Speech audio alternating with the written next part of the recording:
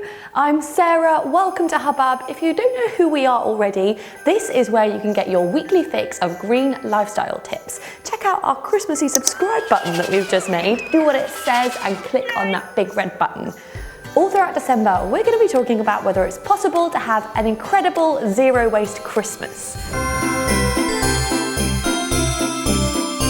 Now, Christmas is that time of year when you get together with all of your family and friends, and giving each other presents is a massive part of that. If you have a tree at home, it's probably already filled up with boxes of different shapes and sizes.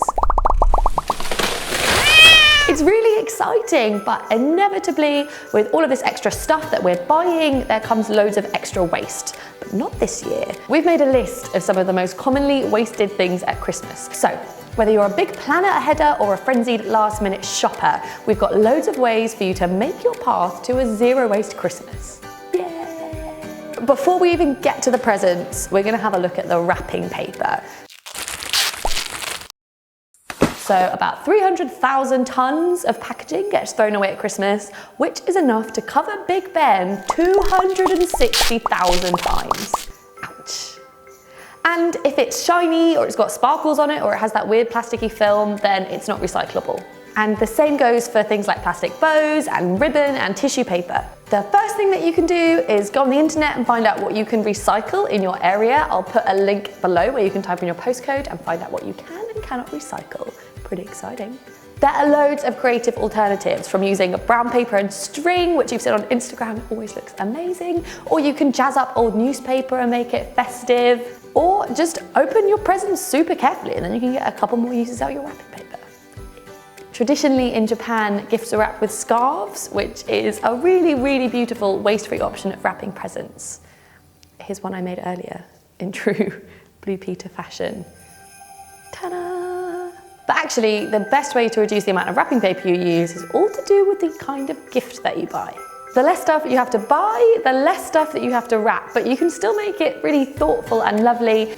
A family secret Santa is a really good way of reducing the amount of presents that actually get bought on Christmas Day. If you've got time on your hands, then making something is always more personal and it tends to work out a little bit cheaper.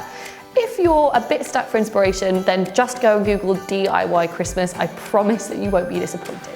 And if you don't have time to make something, or the person that you're buying for says that they really don't want something homemade, then there are still loads of things that you can do to get them a really thoughtful but waste-free present. My absolute favourite one is to buy tickets to go with someone to something, whether it's a concert or a sporting event, whatever your favourite thing is, buy them some tickets to go together and spend some time doing the thing that you love.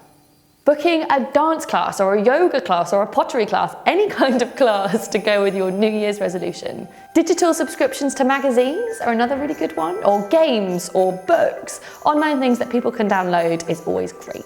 The last good one is something that can be used up. So whether that's food or wine or really nice bath stuff that you know they're going to use that can be recycled when it's finished. All of that kind of stuff is amazing because you know it's going to get used and not wasted or just end up sitting on a shelf somewhere for years. Setting your sights to a little bit after Christmas, the average house wastes about £700 just on food. So things like jams and chutneys and preserves are an awesome way of keeping food that you have no hope in hell of ever finishing at Christmas. We have actually made an online book which can help you use the stuff that you would have wasted again and again and again. So check out our gift of waste book in the description and let me know if you try out any of the recipes. I absolutely recommend the spice paste, it's amazing.